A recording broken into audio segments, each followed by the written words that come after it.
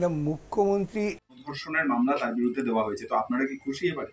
দেখুন, প্রথম কথা হচ্ছে এখন আই ওয়াশ করার চেষ্টা করা হচ্ছে। এতদিন বারবার আমরা অভিযোগ করে এসেছি, তৃণমূল কংগ্রেসের মুখপাত্র থেকে শুরু করে সবাই কয়েক ঘন্টা আগে পর্যন্ত, মানে ডিজির প্রেস কনফারেন্স করার আগে পর্যন্ত তারা বলছিল কতগুলো মিথ্যে কথা বানিয়ে বলা হচ্ছে, কোনো এর যৌক্তিকতা নেই, কারো কোনো মাটিতে কোনো এর অস্তিত্ব নেই।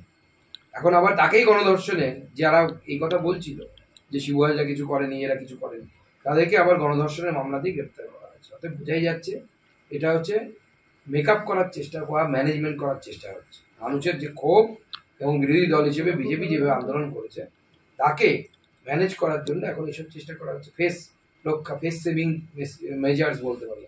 ফেরত দেওয়া হবে সন্দেশখালীতে, তো সেটা ফেরত দিতে হবে, কিন্তু বস্তু হচ্ছে এত বছর ধরে যে জমি যে দখল করে রাখলো, এর কম্পেনসেটটা কে করবে?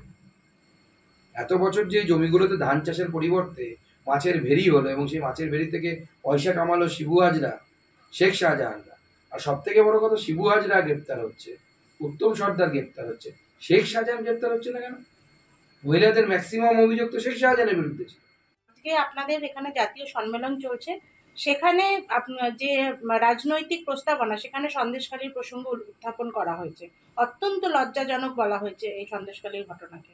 দেখুন, শুধু আমরা বলছি তো এরকম নয়।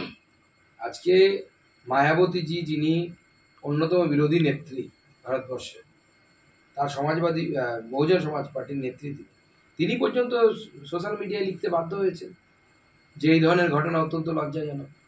কার লজ্জা লাগবে না? এখন তো পশ্চিমবঙ্গের মুখ্যমন্ত্রী চান, সবার লজ্জা লাগবে।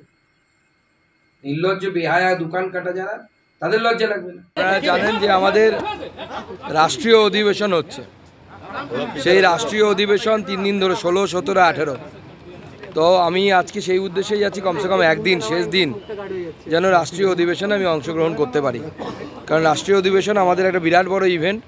গোটা ভারতবর্ষ থেকে বিজেপি কর্মী সমর্থক নেতৃত্ব যারা আছেন তারা আসেন, এবং এই মহাকুম্ভে অনুপস্থিত থাকা একটা বিরাট বড় অপ্রাপ্তি, সেটা যেন না হয় সেই জন্য আমি হসপিটাল থেকে ছাড়া পাওয়ার পরেই সিদ্ধান্ত নিই যে আমি যাব, এবং আমি এখন রওনা হব। আজকে পৌঁছে যাব সন্ধ্যেবেলায়, কালকে রাষ্ট্রীয় অধিবেশনে অংশগ্রহণ করব। সন্দেশখালীর ইস্যু চলছে, আপনি প্রধানমন্ত্রী বা কেন্দ্রীয় স্বরাষ্ট্রমন্ত্রীর কাছে দ্বারস্থ হবেন? অবশ্যই তাদের সাথে কথা বলবো এই বিষয়ে, কারণ ওখানেও তারাও থাকবেন। দেখুন, সন্দেশখালী নিয়ে শুধু এটুকু বলতে চাই যে আমি এমন একটি পরিবার থেকে উঠে এসেছি যে পরিবারে কেউ কোনো রাজনীতি করেনি। সাধারণ মধ্যবিত্ত পরিবারের ছেলে, পড়াশুনো করে অধ্যাপক হয়েছিলাম, তারপরে রাজনীতিতে আসা। যবে থেকে রাজনীতিতে এসেছি এবং বাড়ির বাইরে থাকি, আমার মা ফোন করে প্রতিদিনই জিজ্ঞেস করতেন যে খেয়েছিস বাবা, ভালো আছিস তো, এই দুটো শব্দ বাদে অন্য কিছু জিজ্ঞেস করতেন না খুব একটা। কিন্তু আমার মায়ের মতো একজন মহিলাকেও এখন এই দুটো শব্দের সাথে এটাও জিজ্ঞেস করতে হচ্ছে যে সন্দেশখালী কেমন আছে।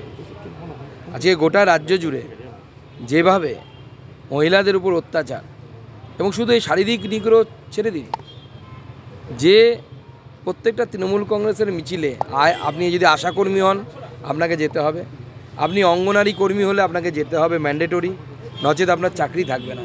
এই যে নির্যাতন, এটাও মানসিক নির্যাতনের পাল্লায় পড়ে। 144 ধারা আমাকে যেতে দেওয়া হলো না। আজকে তৃণমূল কংগ্রেসের লোকেরা সেই 144 ধারার মধ্যে ঘুরে বেড়াচ্ছে ওখানে, তারা গিয়ে মানুষকে বোঝাচ্ছে, ভয় দেখাচ্ছে। বোঝানো মানে কি? ভয় দেখানো, যেন মানুষ উল্টো কথাটা বলে, অত্যাচারের কথা না বলে।